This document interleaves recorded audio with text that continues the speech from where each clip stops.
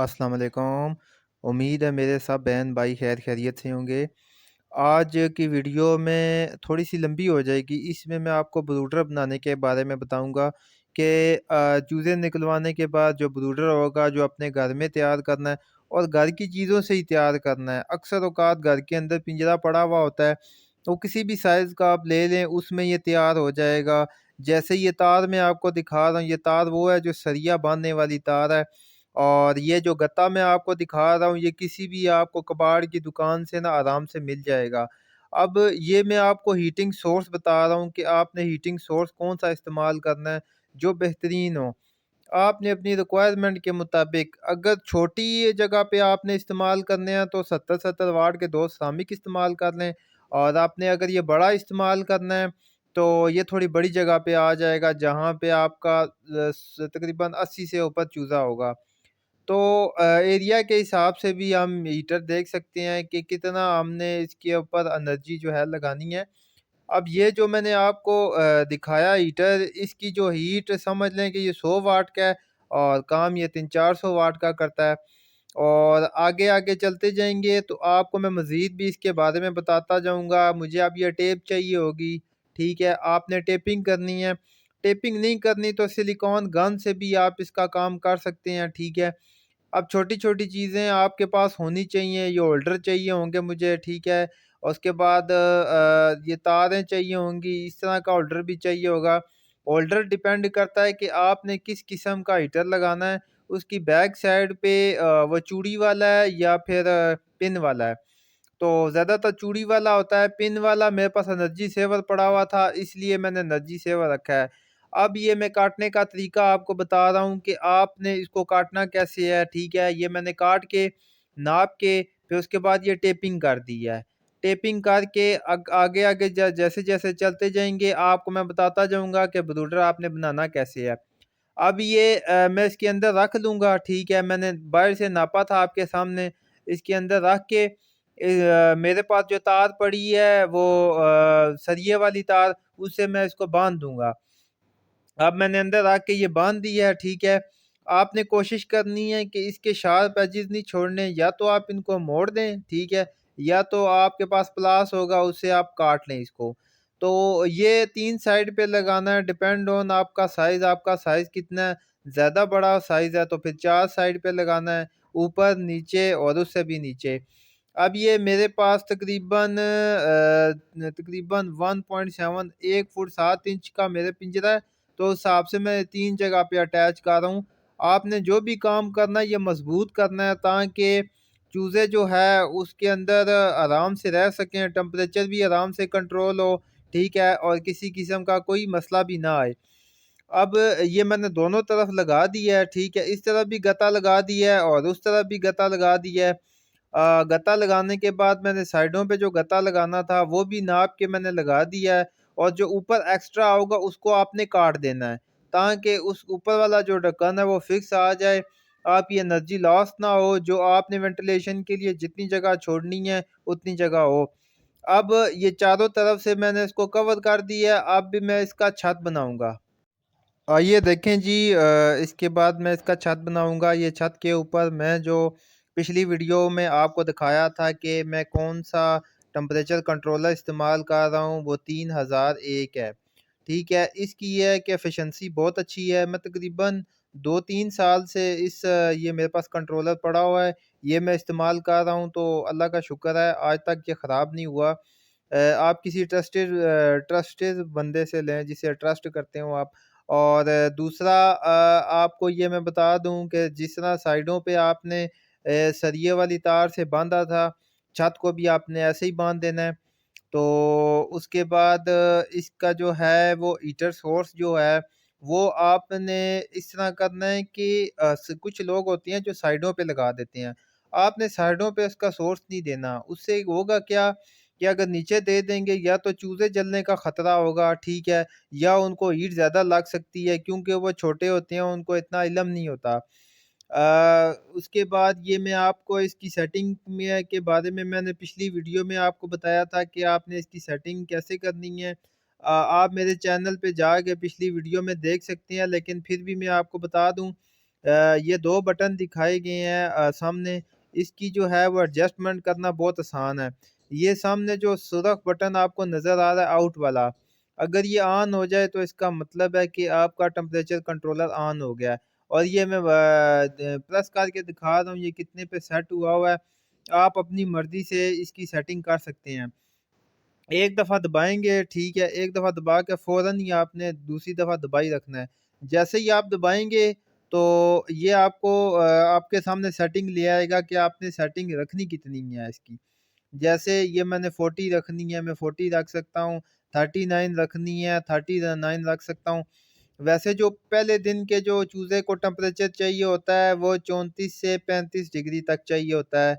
आपने उतना रखना है और ये आपने 2-3 दिन बाद चार्ट नेट पे काफ़ी ज़्यादा पड़े हुए हैं। अगर मुझे आप कमेंट्स करेंगे तो मैं आपको चार्ट भी शेयर कर दूँगा। उसमें ये बता दूँगा कि कितने दिन का चूज़ा हो तो आपने कितने दिन का चूज़ा हो तो आपने कितने उसका टेम्परेचर रखना है। दूसरा आपने अगर इनक्यूबेटर घर में लगाया हुआ है तो ब्रूडर आपने बहुत लाज़मी बनाना है, ठीक है? ये माँ का काम करता है क्योंकि मुर्गी के साथ तो हमने नहीं छोड़ने। अगर मुर्गी के साथ हमने छोड़ने हों तो फिर तो हमें ज़रूरत नहीं है इस ब्रूडर को बनाने की। तो इसमें ये है कि अब मेरे पास जो ये ब्रूडर बना हुआ है ये 3 बाय 1.7 यानी इसके अंदर कोई 60-70 तक चूज़े आ सकते हैं। अब मैं इसका ये फ़र्श बना के आपको बताऊँगा। ब्रूडर के अंदर वैसे आगे गर्मी आने वाली है थोड़े दिनों बाद तो ये 2 ढाई ढाई हफ़्ते के होंगे तो इंशाल्लाह इनको उठा के मैं बड़े पिंजरे में डाल दूँगा, वो भी मैं आपको दिखाऊँगा। और जो प्रोग्रेस होगी मेरे पास जैसे मैंने आपको टिप्स दी हैं, उस हिसाब से मैं आपको रिज़ल्ट भी शो करता जाऊँगा ताकि आपको भी पता चले, जो मैं काम कर रहा हूँ उसका फ़ायदा आप लोगों को भी हो रहा है और मुझे भी हो रहा है। अच्छा, इसके बाद आपने इसके कनेक्शन का ध्यान रखना है कि आपने कनेक्शन कैसे करने हैं। अब WH3001 जो टेम्परेचर कंट्रोलर है, इसके अंदर 2 जो तारें हैं वो आउट के लिए होंगी, 2 जो हैं वो इन के लिए होंगी। अब रेड वाली तार जो है और दूसरी रेड और ब्लैक वाली तार ये जो है बाहर से आपने लेनी है इसकी मतलब इन लेनी है, ठीक है? आउट आपने वो येलो होगी, ठीक है? येलो के साथ जो ब्लैक है उस पे आउट करनी है। और ये जो काम कीजिएगा थोड़ा-सा ये बिजली को मद्देनज़र रख के कीजिएगा। सीरीज़ पैरेलल का जिसको इल्म हो, आपने इसको सीरीज़ में नहीं लगाना, इसको पैरेलल में लगाना है।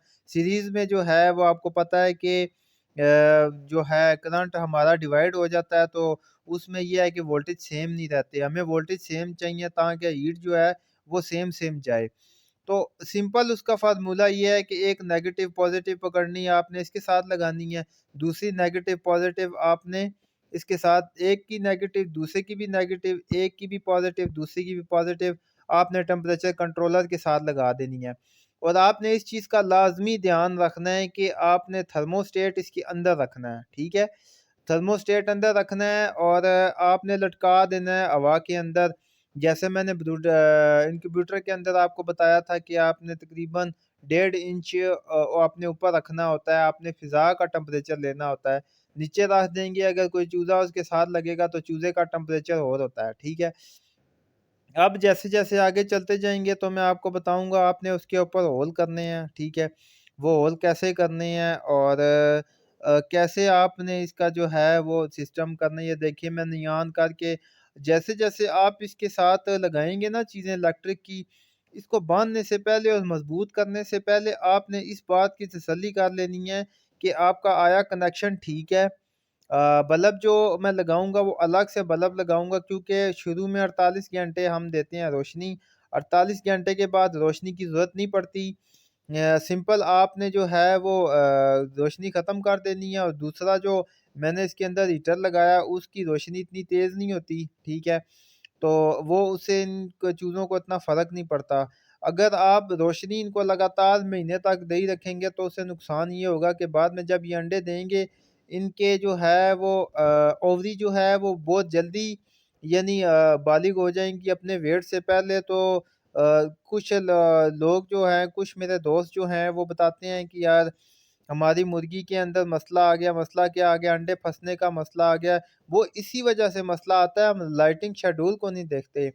तो अगर आपको लाइटिंग शेड्यूल चाहिए तो उसके ऊपर भी मैं वीडियो बना दूँगा, तो प्लीज़ आप इसके ऊपर मुझे कमेंट्स करके अगर किसी को कोई मसला मसाइल है, वो मुझे बताइएगा, इंशाअल्लाह मैं उसका मसला हल करने की कोशिश करूँगा। अब ये देखें इसका फ़र्श मैंने कैसे रखा है कि गत्ते के ऊपर ना टेपिंग कर दी है। मिसाल के तौर पे कल मैं अगर अख़बार बिछाऊँगा ना इसके ऊपर, पानी रखूँगा नीचे से गत्ता गीला नहीं होगा, गत्ते की मुझे ज़रूरत नहीं पड़ेगी चेंज करने की। इसको मैं साफ़ करके दोबारा इसके अंदर रख सकता हूँ। तो इसके ऊपर मैं अख़बार बिछाऊँगा और चूज़े भी जब इसके अंदर डालूँगा तो वो भी आपको दिखाऊँगा। तो ये जितना भी है सिस्टम आपने जब ब्रूडर से चूज़े आपके निकलने वाले होंगे, उससे 3-4 दिन पहले आपने इसको चला के चेक करना है, ठीक है? आया ये आपका टेम्परेचर पूरा भी कर रहे हैं या नहीं कर रहे। ये देखिए ये मैंने ऑन ऑफ का बटन अलग से इसके लिए लगाया हुआ है, ठीक है? ये आपने जो है इलेक्ट्रिक की जो इन आ रही होगी उसके ऊपर लगाना है, ठीक है? उसके ऊपर लगा के तो फिर आपने चेक करना है डायरेक्ट जो है वो टेम्परेचर कंट्रोलर के साथ नहीं लगाना कि उसके साथ ऑन ऑफ हो, नहीं, ये वर्किंग लाइट भी होगी और 2-3 दिन बाद जब उनको लाइट नहीं चाहिए होगी तो हम लाइट यहाँ से ऑफ कर दिया करेंगे और आगे जाके जब इनको टेम्परेचर चाहिए होगा मतलब कम चाहिए होगा, तो वो जो रोशनी वाला ये जो मैं आपको दिखा रहा हूँ बल्ब, ठीक है? ये हटा के जो है वो दूसरा आपने लगा देना है। फ़िलवक़्त सर्दी बहुत तेज़ है, ठीक है? और मेरे पास टेम्परेचर कंट्रोल नहीं हुआ, ठीक है? इसलिए मैंने इसको चेंज करके जो आपको मैंने पहले दिखाया था हीटर वो लगा दिया है, ये आपके सामने जो आपको नज़र आ रहा है। अच्छा एक और बात आपको बताऊँ कि जब भी आपने हीटर की और चूज़े का जो है वो मेज़रमेंट करनी है, वो कैसे करनी है?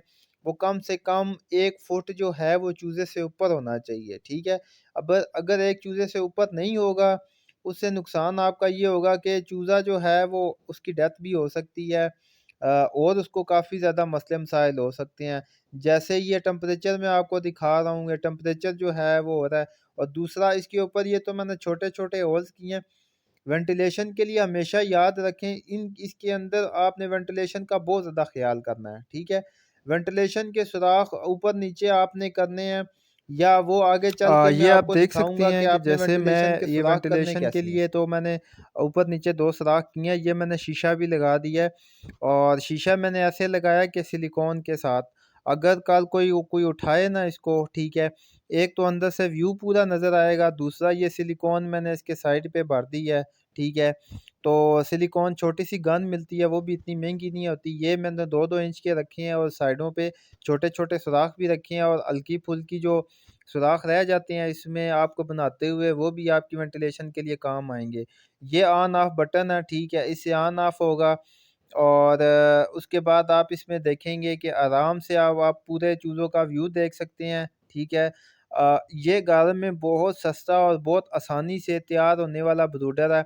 अगर आपको इस वीडियो में किसी किस्म का कोई मसला होता है, तो कमेंट करके मुझे लाज़मी बताइएगा कि आपने को कहाँ पे मुश्किल आ रही है या क्या कोई मसला हो रहा है। जो चीज़ आप जहाँ से भी लेके आएँगे, वो भी आपको कनेक्शन समझा देंगे कि आपने कनेक्शन करना कैसे है।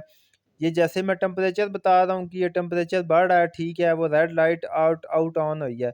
ये 35 तक जब जाएगा ना तो ऑटोमैटिकली ये ऑफ हो जाएगा। तो उसकी ये साइडों पे भी मैंने वेंटिलेशन के लिए छोटे-छोटे सुराख किए हैं। अच्छा, एक और बात आपको बताऊँ, अगर ज़्यादा सर्दी होगी ना, आपने इसको किसी मोटे कंबल से ना ढक देना है। जैसे हमारे जो है वो गिलगित के एरिया हैं, ठीक है?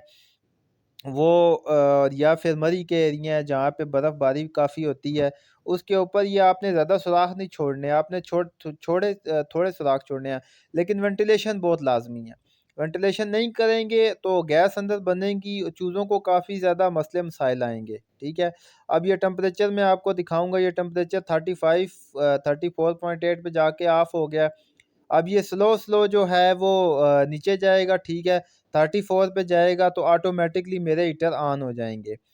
तो चलें ठीक है, इंशाल्लाह आप मुझे ये जो आपने ब्रूडर देखा है, इस पे आप मुझे लाज़मी बताइएगा कि आपको कैसा लगा, ठीक है?